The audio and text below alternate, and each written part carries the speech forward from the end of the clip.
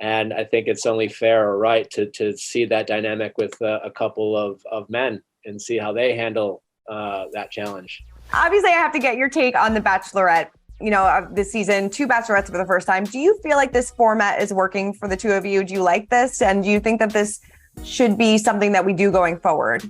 Yeah, I'm not a huge fan of it. Like, listen, I think it's been fun to see something different because, obviously we're talking about a show that's been around for a very long time, and part of their success has been kind of staying on format. And so it's nice to see something different. That said, I think, the first couple episodes, it seemed like no one knew what was going on. Not the Bachelorettes, not the men, and certainly not the audience. And so it felt like we were just kind of waiting for a couple episodes for something to happen. And then when it did happen, unfortunately, it seems like the vast majority of the drama that we are receiving is coming from both Rachel and Gabby and to no fault of it's like that it's being forced upon them, right? Because we were all told they're not going to be pitted against each other, and I don't know if it's necessarily happening by design, but I think this format lends to that happening, because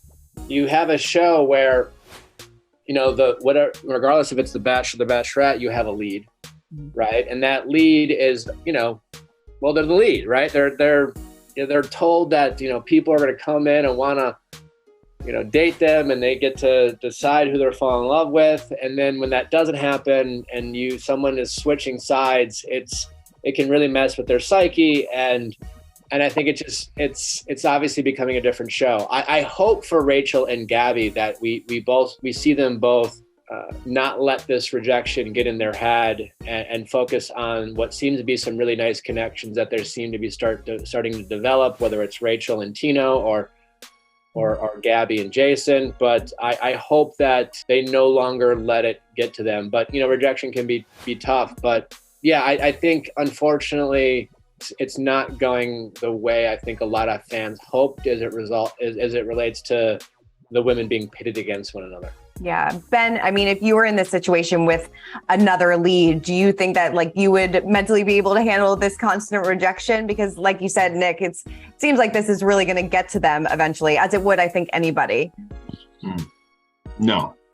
Yeah. No, I don't. I mean, I think one of the good things about being the Bachelor or being the Bachelorette is you kind of create the environment that is best for you, or that you feel like is going to be healthiest for you and the group involved.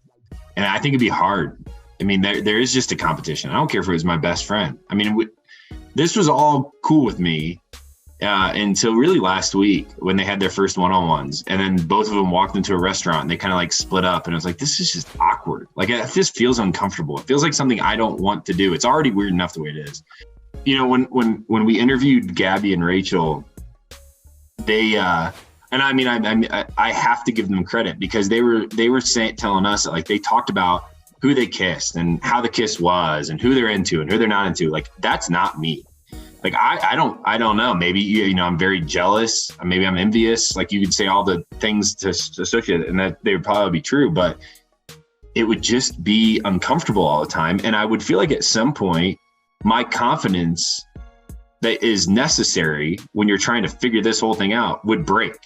And then I think if it wasn't Gabby and Rachel, I think they would have a really hard problem on their hands. I don't know if they will, because I think the two of them are doing it really well, as the best they can. But if it was me sharing this stage with Nick, I feel like I'd be competing against Nick more than I would be trying to figure out if this was going to work or not, which feels really hard.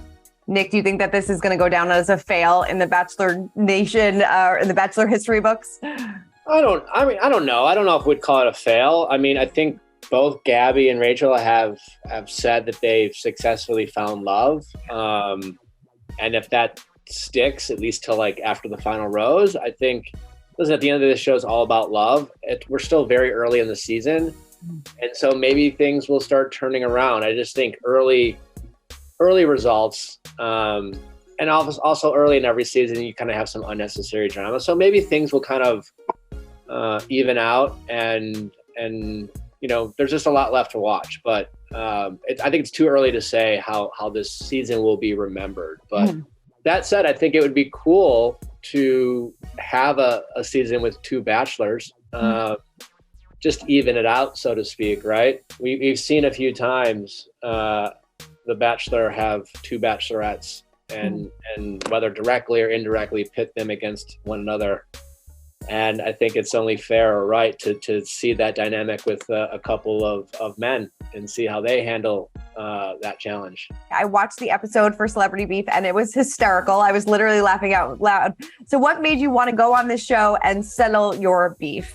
It's one of the cool things. I don't know if this helps or hurts the show, but Nick politely asked me to join him. Oh. And so, you know, we're friends with a rivalry that is healthy.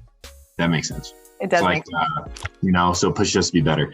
So he asked if I would join him on the show, and it was a good fit. And, you know, it sounded funny. I really had no clue what I was getting to. Here's a backstory that I want to make sure to get into.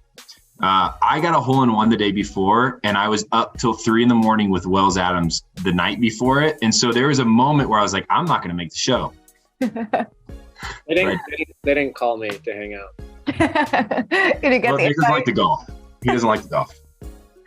Nick, were you surprised that Ben stole the pasta? You know, I kind of was, yeah.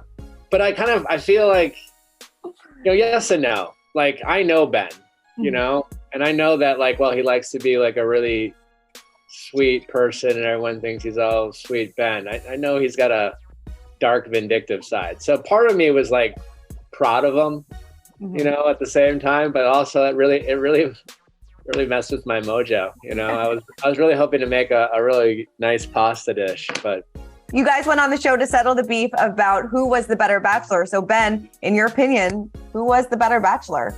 We all know that Ben is the greatest bachelor of all time. Let's not pretend that's not the case. But I'm glad that Joel liked my sausage more than Ben's. I'll say that much. I don't even know if Nick and I should be in this conversation because neither of us ended up with we're both very happy in our relationships now. Neither of those things are dependent on the show.